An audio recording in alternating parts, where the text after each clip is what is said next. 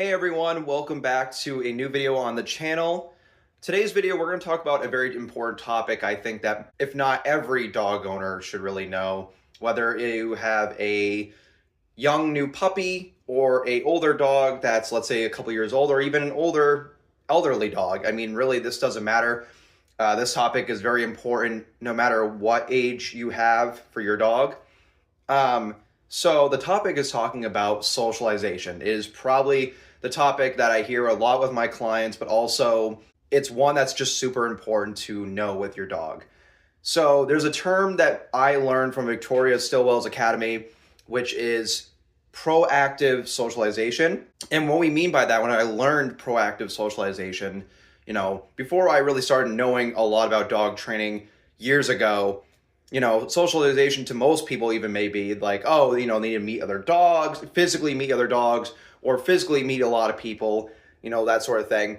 That is a good fragment of it. There is a good section of that where, yeah, they want to have some good, proper physical engagements, interacting with other dogs or other people. But of course, in this world, there are so many things in the environment and within the household even that it's important that actually is socialization and it is a part of socialization.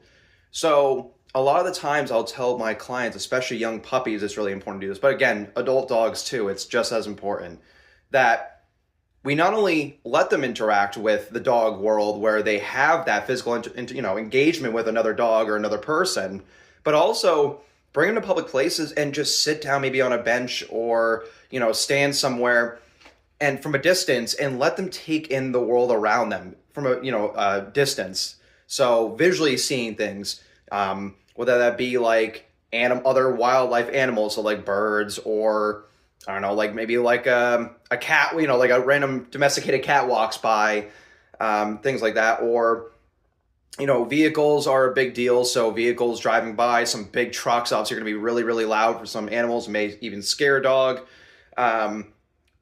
Plane, sometimes if a plane maybe goes by, that I've seen that happen. Boats, trains, all those sort of vehicles that make loud noises.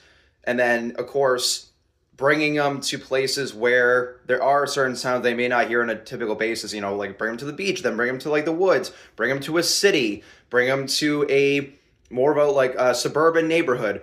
All those different environments help them kind of understand the world around them, but also know how to be not only confident, but happy about it and positive about it and understand that it's not a bad thing.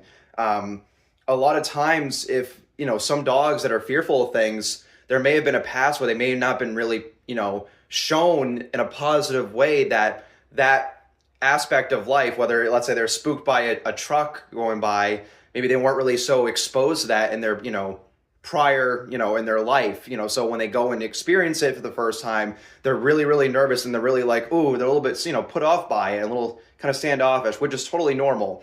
But a part of socialization, and especially proactive socialization, is understanding that it's not only, again, physically smelling things and let them, check things out, like I said, dogs or people, but check out like inanimate objects. So like, checking out, I don't know, like fence pieces or fire extinguishers. My dog Captain, for instance, where he was nervous about a fire hydrant. I actually might put the clip up in this video right now. I think I'm going to put it right now, where Captain was actually afraid of a yellow fire hydrant. And again, there are certain colors that dogs are very, can see a little bit more than others. So it might have triggered that. And it's very interesting, but it was way that we basically kind of let him check it out on his own and sniff it naturally. I didn't force him. I just let him check it out. And I positively praised him for that and say, hey, that was really good. And eventually he just confidently would sniff it, no problem, now that he's a 1.5-year-old Cavalier. So definitely check out that here in a second. So I'm out here on a walk with Captain. Good boy. And funny enough, his first fearful thing was this yellow fire hydrant right here. And so what I kind of did was kind of got him exposed. And now he's kind of just like, oh, this is kind of fine. This is not that bad. So I've been doing a lot of praise, for it. Earlier he'd walk over here and tail tucked in, but now he's just getting used to it. Thought that'd be a cool thing to kind of do along the training journey, but he's doing fantastic. So as you saw in the clip, Captain was a little bit nervous, and you hear me verbally talking about how I kind of guided him through it, and you saw him just checking out the yellow fire hydrant, and you were just like, oh, this is okay, this is nothing bad. But that was overall the experience he had.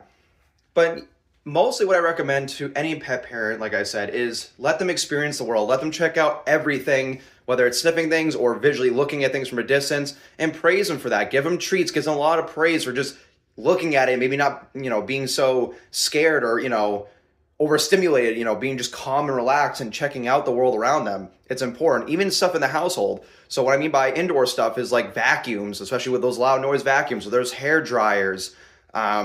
Sometimes the radio, I've heard, can spook, some dogs, or, especially in the outdoor world, you'll hear this too, like thunderstorms. So exposing them to that. There's a whole thing we can definitely talk about in this series. If people want to talk, know about more about socialization and more deeper aspect, we can definitely go into that in videos where there's just so many things that you can definitely do. If anyone has any questions about how to, help their dog with certain things that scare their dog, leave in the comments below. If there's something that you're curious about, I can always make a video talking about it. But I just wanted to come on here today and just kind of show you a video of Captain about some, socialization in a way that's not typically shown, but also understand how socialization is more than just physically greeting people or dogs. It's a lot more than that. And, I highly recommend you guys go out to the public, go out to places, bring your dog as much as you can to places to experience it in a more positive way. So I hope you guys enjoyed this video, and I'll see you in the next one.